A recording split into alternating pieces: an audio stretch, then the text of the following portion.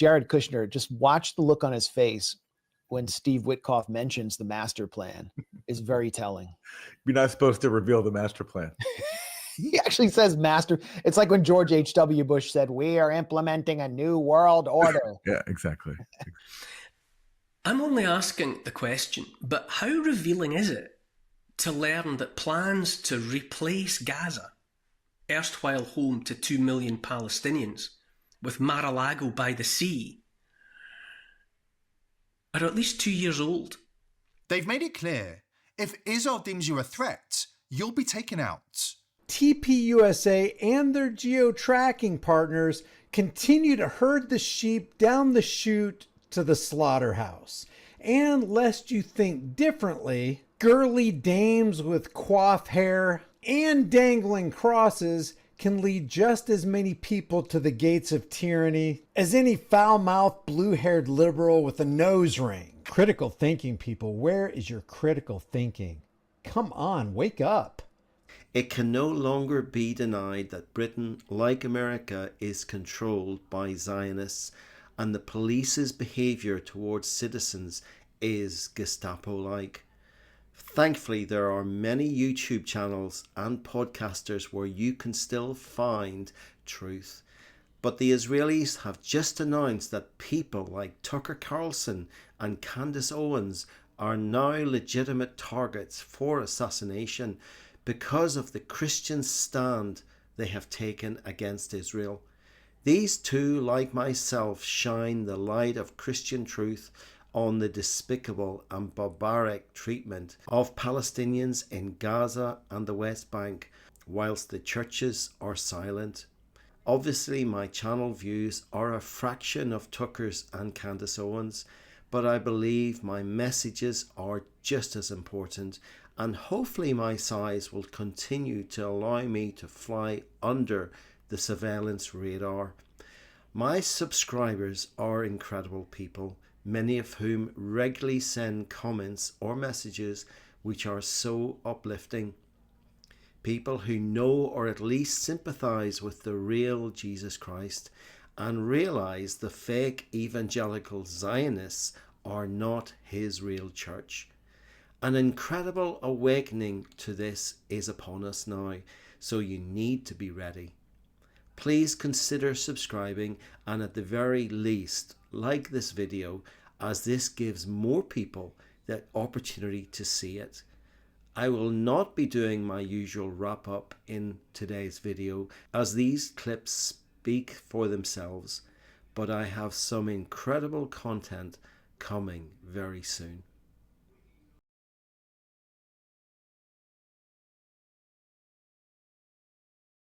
Part of the plan is the reconstruction, the building, rebuilding of Gaza. Mm-hmm. And you're builders, you've been in real estate. As you said, it's extremely complex. Tell us more about the plan and how much it's going to cost, where's the money going to come from, and who's going to award the contracts? Mm-hmm. 3 questions. I think it's going to cost a lot of money. What's a lot of money? You know, the estimates are in the $50 billion range. It might be a little bit less, it might be a little bit more. I happen to think that that's not a lot of money in that region. You have governments that are going to jump on in, and so the Middle East countries are going to provide the money. You'll see European participation and so forth. I think the beginning of this plan is how to get it going. And that's what me and Jared work on all the time. The money raising, we think, is the easy part. We think that happens relatively quickly. But it's the master plan, and we're working with a group of people who have been working on master plans for the last 2 years. So there are plans already. Yeah. We have plans already. We have a master plan already. And by the way, and Jared's been pushing this, and we're working together on it. And look at Jared. Yeah, let's pause on Jared's face here. There's a master plan. There's a I could hear old Public Enemy sampling that, like the Bomb Squad sampling. There's a master plan. There's a master plan. I'm only asking the question, but how revealing is it to learn that plans to replace Gaza, erstwhile home to 2 million Palestinians, with Mar-a-Lago by the sea are at least 2 years old. The plans are perhaps older than the latest war in Gaza. All the while we've watched the horror show in Gaza, plans have been being laid for luxury condos to replace the rubble and the human bone meal. And how does that make you feel? How does that change the lens through which you view what you're being shown by the mainstream media? But for podcasters like Blumenthal and Matty, this kind of alternative contemplation of the behaviour of the powerful might pass unremarked. I'll throw up this graphic. Describe what Blumenthal is saying as an alternative take on events in Gaza is to put it mildly. I offer this clip and the other clips just to illustrate how problematic the internet is for those in power, and how especially troublesome are those podcasters who are offering their audiences takes on events that, takes on current events that you won't get on the mainstream media. So, as digital ID and the rest of the digital cage comes closer, bear in mind what I'm saying. It's not about safety. It's not about making your life better in any way. All of it is about one thing, and one thing only. It's about control. The powerful cannot have full control until they control the message, until they control the internet.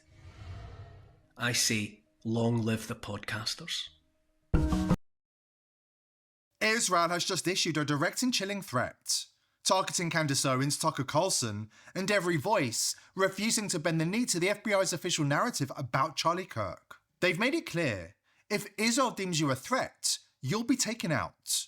Regardless of your passport, regardless of where you live, you'll be neutralized.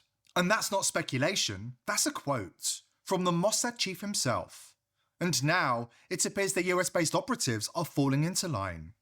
Josh Hammer, the same Zionist operative who called for the public executions of Israel's critics just days before the Charlie Kirk assassination, is now publicly demanding that Tucker Carlson be neutralized as a matter of urgency. But here's where it gets darker, much darker.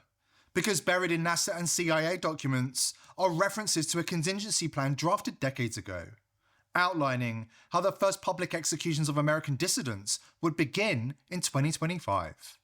Coincidence? Or the final phase of a long game finally reaching its end?